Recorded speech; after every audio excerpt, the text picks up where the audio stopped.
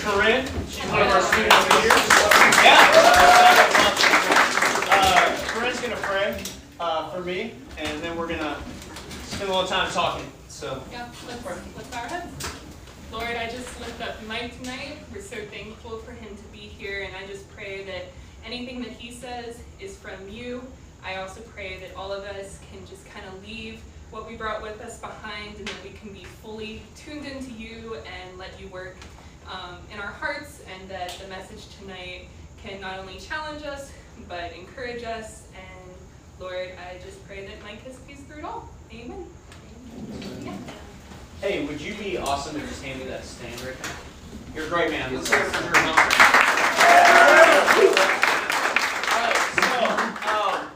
I know, like, it's packed in here. I know there is way more people. We are breaking fire codes like crazy, which is awesome. That's what we like to do here.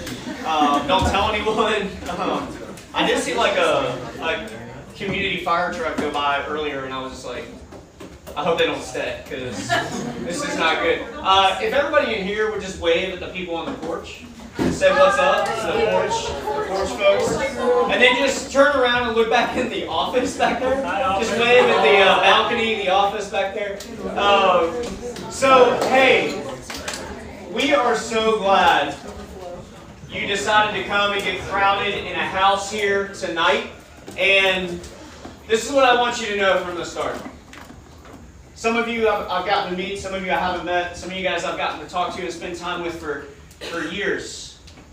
We are just so excited that you're here, and we want you to know that you're always welcome here. And we want you to know from the jump, from the start, that the main thing that we want when you walk through these doors and when you interact with us on campus or here is that you know you are loved by God and that you're loved by us. That is really all that matters to us. And it doesn't matter what you believe right now about God, whether you came in here doubting or questioning, or whether you came in here and you're like, I'm not even sure I believe in God, but they told me I was going to get food, and that's cool. We want you to keep coming back. Like, that's awesome. You are loved by the God of the universe. You are loved no matter what. No matter what you've done, no matter what's going on in your life, no matter what's happening right now, you are loved, and that never changes.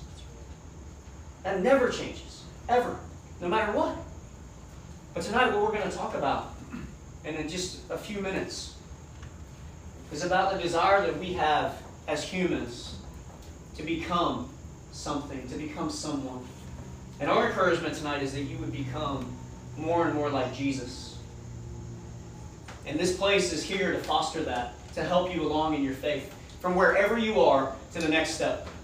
And so I know for some of you on the porch and then back in the office, it is going to be really hard to focus. But if you would just stick with me, we're going to talk a little bit about a new series that we're going to do tonight in a moment. But first, I want to let you know a little bit about us. This place is called CCBT. And a slide's going to come up here that has a little bit about who we are and what we're about. This is a home away from home. You can come in this place any day during the week and hang out and spend time with people and study and just be here. You can come and drink our coffee and have sodas, and there's food all the time, and we just want you to be here. We want this to be a home for you. This is your house. This is not my house. This is not Morgan's house. This is not any of ours. This is ours. Okay, every single person in here. This is your place that you can be anytime you want to be.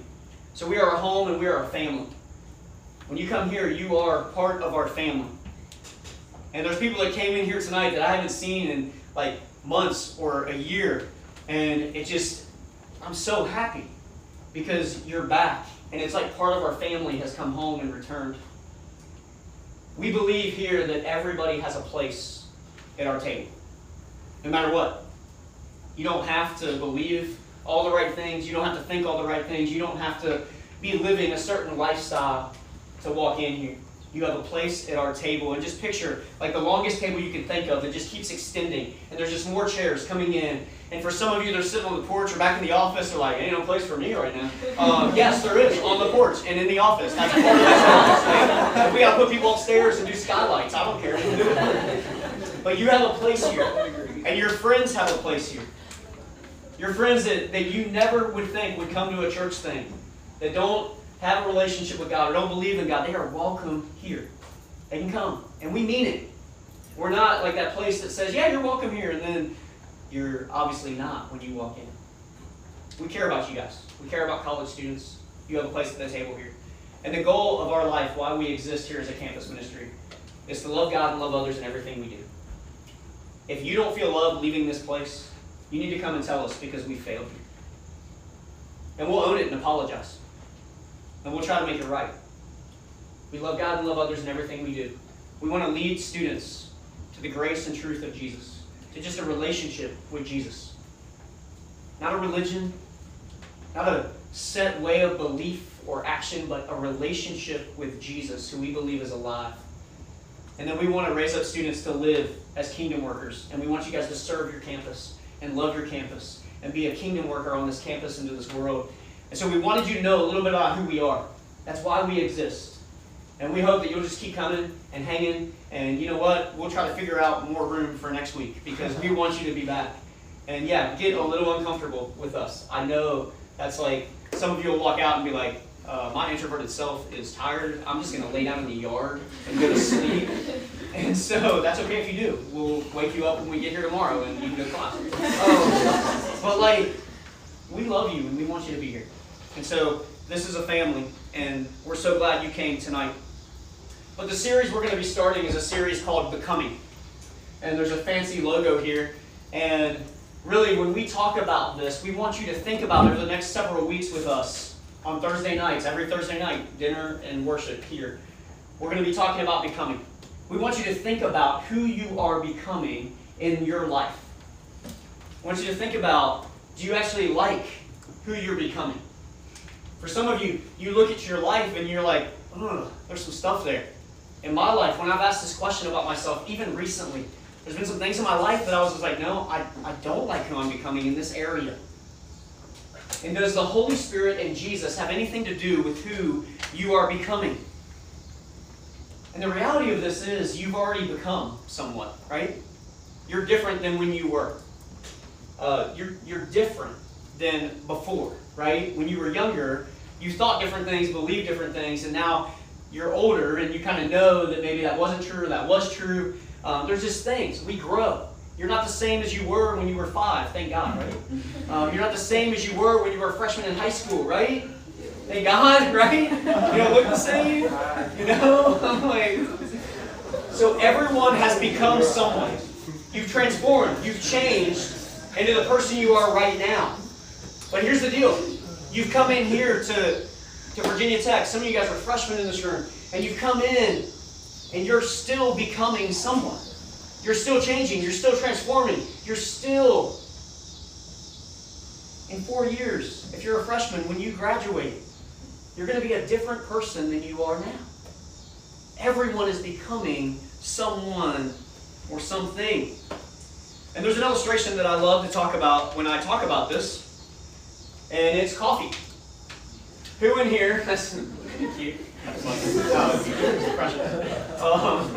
a coffee bean really raised up out of your coffee, though, like that is the scariest thing that would ever happen. Like it just shows up and it's got a face. No.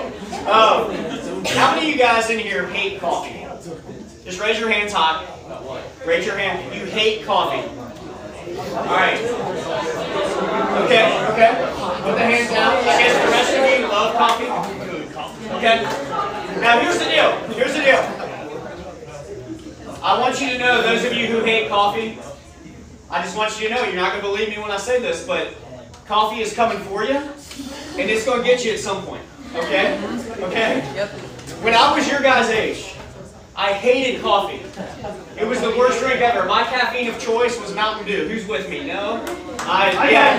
Not anymore. I grew up, got older, Sam, you need to lose the Mountain Dew. Just get rid of it. All right. So here's the thing. Then, here's what happened. People started to, I went to a church and I was a minister at a church, and people were like, hey, let's meet at this coffee place. It's called Starbucks. And I'm like, what's that? And so I started trying coffee, and I am loading up like the cream and sugar. I'm just like hazelnut. Like, yeah, right. And I'm sipping it, and I'm like, this is horrible, even with the hazelnut and the sugar. And then eventually I started to like it.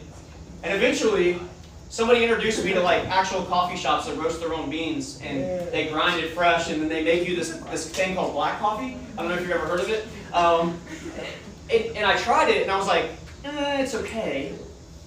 And now, 20 years later, at the age of 43, I am the biggest coffee snob I know, besides Brandon. And he's back there. But, like, I'm not kidding. When I go on vacation with my family, when I go home to visit my family, I bring a coffee grinder that I can grind beans fresh. I bring a French press where I can make my own coffee. I bring, the beans. And this isn't like Starbucks or Chick-fil-A or McDonald's. This is like very nice hand-roasted beans. And I love it. I love coffee. I'm kind of obsessed with it. And if any of you say, let's go get coffee anytime, I'll go. And so here's the thing. I transformed. I changed. Now I love the taste of coffee, and I don't think I can live without it. But I used to hate it. And so we're all becoming someone. We're all becoming something. And I think there's a truth here about our lives as humans. When it comes to change and transformation, we want to be a final draft right away. We want to be a final draft. And even with a final paper, we want to be that final paper we can turn in. And we look at Jesus and we think, I should be at that final paper stage by now. I should know this. I should know better. I should be trusting you all the time, God, and not doubting. The beauty of Jesus is he's willing to walk with us as rough drafts. And really, that's what we are for the rest of our lives. We're just continually transforming and changing and learning and becoming. You're still processing, right? Some of you are processing some pretty heavy stuff right now. We're still loading. You know that thing you hate when you jump on the laptop and, you click on the thing, you got to get the thing done, the project done, or whatever, the paper, and it's just loading. And you get that circle of death. We hate that, don't we? But the real deal is we hate that as humans, too. We don't love that as humans. We actually hate that. And I want you to know that everyone is becoming someone. We are all being shaped and formed into something, into someone. Just to show you physical evidence, here's a picture of me.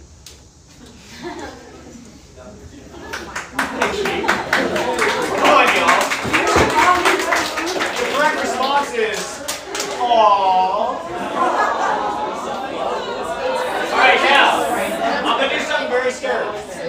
I'm going to show you a picture of me and my mom when I was a freshman in college. You ready?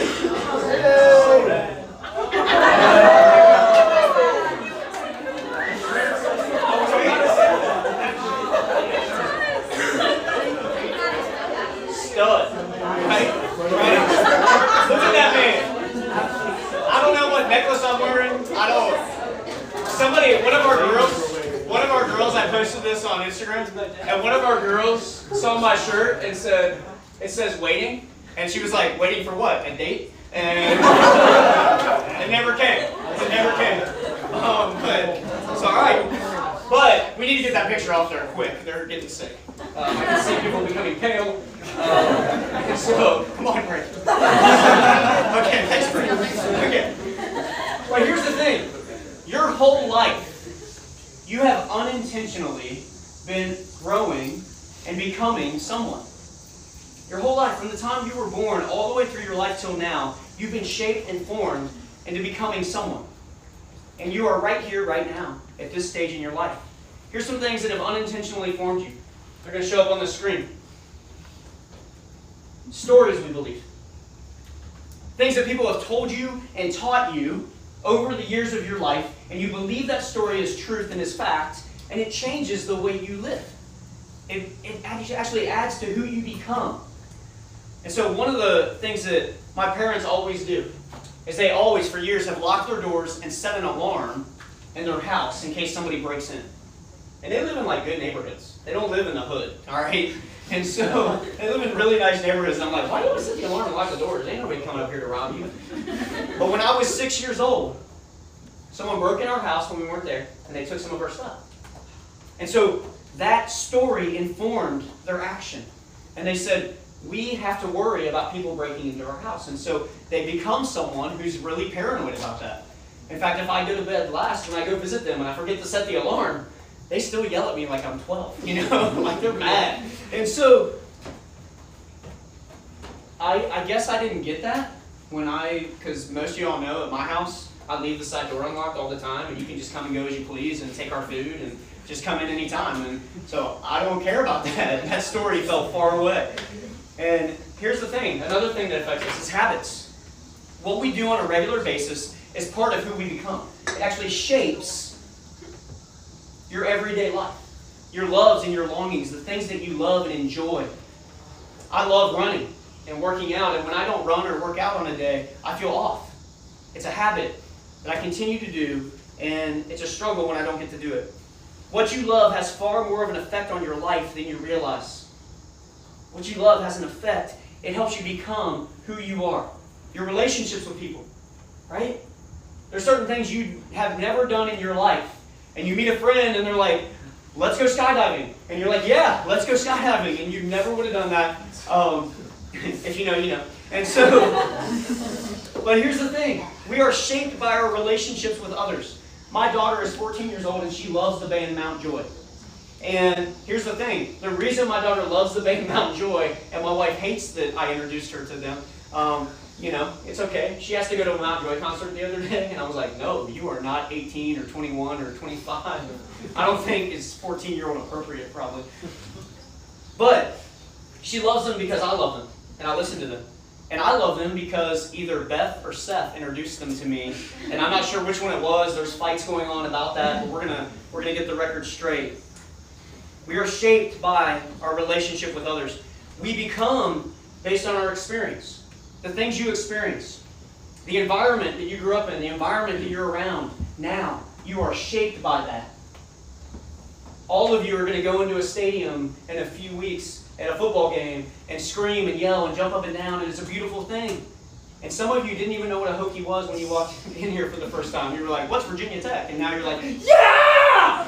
And it's like, you've been shaped by your environment. And it's not bad, that's good. And so sometimes we get shaped by our environment. Like, if you've gone into your first job and you feel excited about it and you're ready to go and you want to work hard, and then all of a sudden you realize you go into this place and everybody's negative. And in about 2 weeks, who else is going to be negative? You, right? Like, you are not going to be a positive person in that workplace. And the new guy's going to come in and they're like, I'm so excited to work. And you're like, shut up. Put the books where they go. And so, but here's the thing. We are all being shaped now, right now. We're becoming someone. And here's the beautiful thing about this. We get to do this in community. We get to be shaped by Jesus in community. And so, you were not meant to follow Jesus alone. In fact, it's impossible. You cannot follow Jesus by yourself. You need one another. I need you guys. You need me and the staff. We need each other, and we get to follow Jesus in a community. We can't become alone. When you think about this, when you live in community, it really exposes you to who you really are. It exposes you to the beautiful parts of yourself and the not so great parts of yourself, right? This is why we have roommates in college. It teaches us that some things we do are really annoying.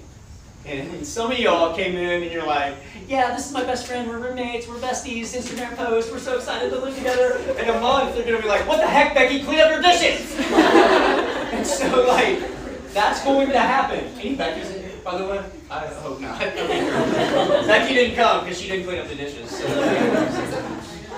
But here's the thing. You wouldn't know that if you didn't live in community. People have come into that office and said, Mike, you do this, and you know what? It's not good. And I'm like, oh. Thank you. I appreciate that. So the question becomes, even in community, how do we change to become more like Jesus? How do we actually become more like Jesus? There's a couple of myths I want to just bust first. And the first myth is this, that all you really need to do is know the Bible. It's not true.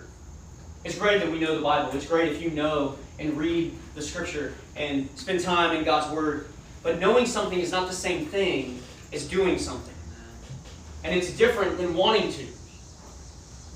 We cannot think our way to being like Jesus because it's a lifestyle. It's a way of life. It's not a religion or a belief system. The other myth is this, that we can just let go and let God. That God will take care of all of it. I can just float through life, and Jesus, I can just be like, yo, I need a download for peace. And so if I can just hit the app and then peace, wow, download for forgiveness, download for not killing my roommate, download for addiction, freedom from addiction. Yeah, just press the button and it happens, right? No. God has a role to play in this, but you do too. We need to recognize that and realize that. I love this quote from a guy named John Mark Comer. He says, grace is not opposed to effort. It is opposed to earning. Grace is not opposed to effort. It is opposed to earning. You cannot earn grace and love. You are loved and given grace. But it is not opposed to effort. It is not opposed to you training to be more like Jesus. You have a part to play. I love the verse in Romans 12, 1 through 3. And I'm sorry, Brandon, if this isn't the next slide, but maybe it is. It says this, therefore I urge you, brothers and sisters, in view of God's mercy, to offer your bodies as a living sacrifice, holy and pleasing to God. This is worship. And he says this, do not conform to the pattern of this world, but be transformed by the renewing of your mind. We actually make an effort. We actually make an effort to transform. To be transformed by the grace and love of Jesus. To be transformed by a community that loves us. Some of you walked in here and you felt like God couldn't possibly love me. And if you transform into a person in this moment that maybe thinks God could love you, that's a win. If you keep taking steps towards that, that's a win. We are transformed by the renewing of our mind. And we get a lifetime of practice in community. We train to be more like Jesus. And I think sometimes we look at our lives and we think this is just going to happen. And I love running. And no one runs a marathon by accident. Okay? They train. And so right now, I could not run a marathon well. But right now, I'm in the middle of training for a marathon on November 12th. And so I can't run a marathon yet right now. But hopefully, if I train well, I'll be able to run a marathon on November 12th really, really well. There's things in your life that you can't do right now, that you don't do in your relationship with Jesus. Maybe you really struggle loving your neighbor. Maybe you really struggle forgiving people. Maybe you really struggle being self-controlled or gentle or kind or whatever. And you say, I'm not that. Well, stop saying I'm not that. Add yet. You're not that yet. In a year, you might be that. In a few months, you might grow to that place where you become more like Jesus. And the fruit of the Spirit just comes out of you. There is no quick fix. Another quote by John Mark Comer, you can't microwave character, integrity, or being like Jesus. And we just have to keep going together. So here's the goals of the Becoming series. We want to be with Jesus. We want to spend time, even if it's like a minute, with Jesus. We want you to be able to come in here and hear from God's Word and pray and spend time in worship. We want to be with Jesus. And through that, we want to become like Jesus. And through that, we want to actually do what Jesus did. We want to carry on the work of loving our neighbor in real ways. And so, there's a verse in Luke 6 that says this. Jesus told them this parable, can the blind lead the blind? Will they not both fall into a pit? The student is not above the teacher, but everyone who is fully trained will be like their teacher. If you start training to become more and more like Jesus, you'll become more and more like Jesus. And really, if you think about it, everyone is becoming like someone else. Right? There's some things that you do on your own and you're just kind of like, yeah, I'm the trailblazer here. I'm the one that's setting the path and setting the pace in this. And I was the one that came up with this. That's also very, very rare. You know, even the clothes that we wear, we see someone else and we're like, wow, that looks good. I'm going to buy that. I've done that. The reason I'm wearing clear frames is because Kaylee has clear frames. And so it's like we kind of look at people and say, wow, that looks nice. I'm going to do this. And so we become like someone. And if the person you're becoming like is blind, you're going to be blind too. You're going to both fall into a pit. But with Jesus, we get to look intentionally And I want to become like who Jesus is. And so we're going to talk about Jesus in this series and what it looks like to become like him. And really the word is transformation.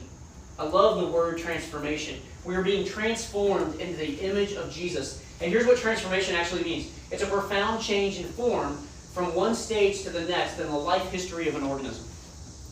In your life history, when you were 10, you were different.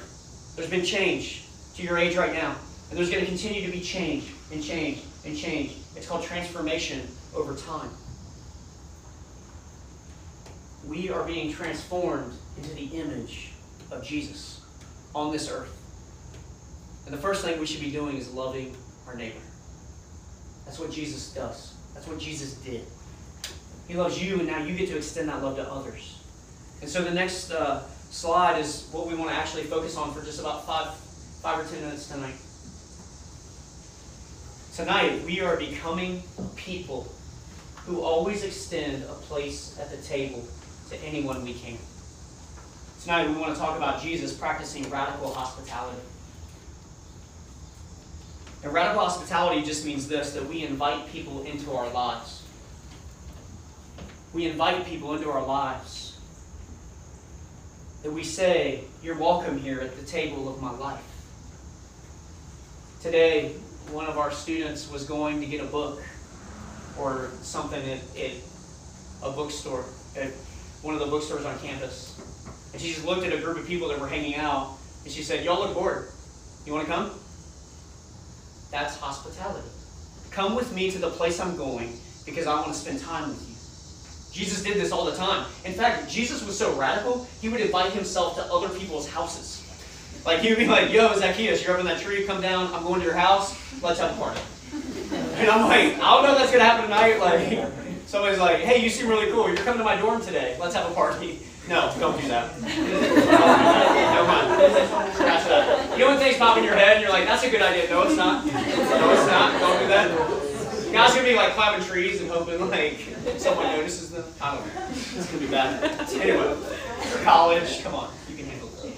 But here's the thing: Jesus would invite himself into people's lives. When he called his disciples to follow him, he said, come follow me. I want you to follow me. And so they went. He invited them into his life to learn from him. Jesus was known as a great rabbi, a teacher, and people wanted to follow him to become like him. And so we are becoming people who always extend a place at the table of their life to anyone we can. And there's a couple scripture verses up there. You can write these down. Luke 7 and John 4. You can write those down and maybe read them later. They're about a woman that doesn't get invited to a dinner, and she's a prostitute, and Jesus just loves her and forgives her, and she worships Jesus in this beautiful way by washing his feet with her tears and her hair and perfume that she used to use to be a prostitute, like to smell good so that men would want her. And she breaks it open over Jesus' feet, and there's this huge transformation in her life. And it's just an amazing thing that Jesus would invite her to the table. In John 4, there's a story of a Samaritan woman that Jesus wasn't even supposed to be talking to or communicating with. And Jesus invites her to his table. Jesus invited everyone to the table. He extended the same place at the table to all people. And we're just going to read a really quick scripture in Luke 15. And it's a parable about a man who had two sons.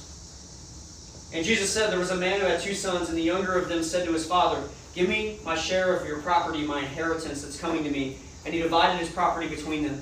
Not many days later, the younger son gathered all he had, took a journey into a far country, and there he squandered his property in reckless living. And when he had spent everything, a severe famine arose in the country, and he began to be in need, so he went and hired himself out to one of the citizens to feed pigs in his field. And he was longing to be fed with the pods that the pigs ate, and no one gave him anything. You're in a bad place if you want to eat pig food, right? You're like, this is bad. This is rock bottom. I'm looking at this pig food I'm feeding them, and I'm like, steak. Okay, that's rock bottom. Pretty bad. But then it says, when he came to his senses, he said, how many of my father's hired servants have more than enough bread, but I perish here with hunger? I'm going to go back to my father, and I'll say to him, Father, I've sinned against heaven and against you. I'm no longer worthy to be called your son. Treat me as one of your servants. He arose and begins his journey back. And this is what I love. But while he was still a long way off, his father saw him, felt compassion, and ran and embraced him and kissed him. And the son said to him, Father, I've sinned against heaven and against you. Treat me like one of your servants. And the dad just says, shut up. Quick, bring a ring for his finger. Bring the best robe. Put it on him. And let's kill the fattened calf and let's eat and celebrate and have a party for days because my son is back home safe. And it's amazing because they party for days. And here's what happens. The older son, the older brother who stayed with his father the whole time, who always listened, who always did the right thing, who always did right, is angry. And his father comes out to meet him. And he says, I want you to come into the party. Come into the party, son. Your brother is home. And the son just says, all these years I've served you. I've done everything you asked me to do. And you kill the fattened calf when this son of yours comes home. Doesn't even call him his brother. And he doesn't go in the party. He doesn't go in. He walks away angry and mad. See, sometimes Jesus extending a place at the table to everyone makes other people mad because they think they don't deserve it. And the reality is none of us deserve it. None of us deserve it. There's people you look at in your life and you're like, they'll never come to this table. There's no way. And part of the reason you say that is because you think they don't deserve it. I don't deserve it. And I get to eat at this table every day. It's called grace. You know what's amazing about the Father? He runs off the porch and he embraces his son. His son is dirty. Is nasty. He doesn't get 10 feet away from him and say, yo, man, go take a shower and then I'll hug you. His son comes back a mess. And he puts his best robe on him. Puts a ring on his disgusting fingers. Holds him. And the father gets filthy. Imagine how dirty the father was. And then they party. They celebrate. Because the son came home. And that's the kind of hospitality we're talking about. That's the kind of life we want to live as God's people. And I'm just going to encourage you to start with the basics. Do you live and give grace? Do you live in compassion? Do you actually see people and love them? Do you care about the people around you? Do you extend the love of Jesus to people who are far from God? Let's just start with the basics. Maybe just start eating a meal with some people. You ever thought about that? Let's just share a meal once a week. That's why we do the meal here. So you guys can come and share a meal and hang out.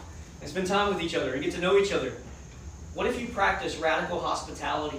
What if this is what we became known as on the campus of Virginia Tech? You know, that people would say, I don't agree with everything they teach, but you know what? If you go there, they're going to love you. They'll care for you. They'll do anything for you. They practice radical hospitality like Jesus. There's two verses that I just want to point out to you, and this is kind of where we'll end. Luke 19 and Luke 7. These are two things that it says Jesus came to do on the earth. And I kind of like this. For the Son of Man came to seek and save the lost. Jesus came to rescue. He came to seek and save that which was lost, and that was me. And maybe that was you, and maybe you're found, maybe you're not. Like, this is what Jesus did. He came to seek and save those who needed him. But then he also did this. He wasn't just someone that came on the scene and said, I want to rescue you. He said this. The Son of Man came eating and drinking. And people said about him, here is a glutton and a drunkard, a friend of tax collectors and sinners. Jesus loved people so radically that religious people would look at him and say, that dude's a drunk. Yo, that dude, he hangs out with prostitutes and tax collectors and bad people. Wouldn't it be nice? Wouldn't it be beautiful for somebody that follows a religion, Christianity, saw your relationship with Jesus and the way you love the people around you, and you said, oh, there goes that person. Yep, going to another party. And you know in your heart you're going to that party to love your neighbor and care for people, make sure they get home safe. And you're not going to do the same things that are going on there, but like you are there to be Jesus to people.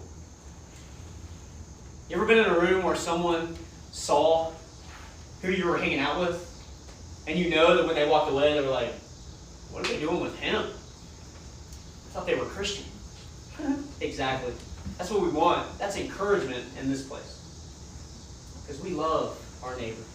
So the Son of Man didn't just come to seek and save the lost. The Son of Man went to parties. He went to places where people needed him. And I just want to say this. Some of y'all aren't ready for that in your relationship with Jesus. You're not at a place where you can do that. And it'd be a good thing. That's okay. That's okay. You're going to grow to the place that you are. Start simple.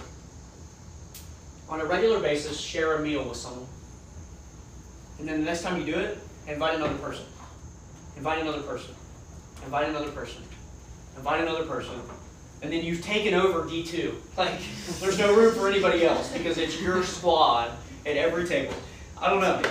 And let's just see what God does with that. But the question becomes, who are you becoming? And really, who are the people around you becoming? Who are the people around you that you're interacting with becoming? And I would just say this. Most of Jesus' stories were an interruption on the road to somewhere else. Live in the moment. When you see people, really see them. Slow down a little bit and go and spend time with them and talk to them. Do you have eyes to see what God's doing and respond to join? And I know we talked about quite a lot of stuff, okay? But I want to focus it in here. Morgan is going to pass something out to you. And some of y'all are going to have to share the pens because there's just a lot of y'all. And so this might take a minute, but here's what I want you to do. You're going to get a card that just says the word becoming on it. And I want you to think about one question. And I want you to write down on the back of that card your answer. Maddie's going to come up and just play some music while we do this. And when you get that card, we want you to think about this. It's going to show up on the screen. There are a lot of qualities of Jesus that we're going to talk about becoming like. And these are just some examples. This is not an exhaustive list, but these are ones you can either pick from or you can write one on your own. But I want you to think about what quality of Jesus do you want to become more in your life? Which quality up here or one that you come up with on your own do you want to add to your life? What is something that you want to become? And so you're just going to hear some music playing, and just quietly you can think about this, and you can write down on the back what quality of Jesus you would want to become more in your life. Yeah, you can do multiple if you want. You can make up some of your own. And so hopefully we have enough for everybody.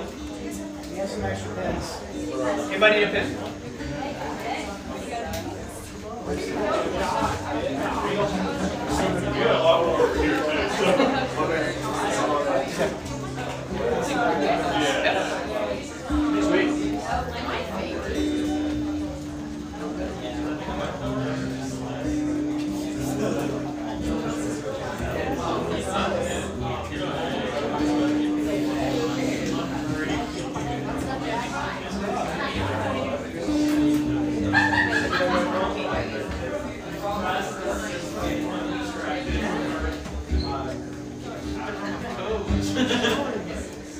It's okay, I forget it.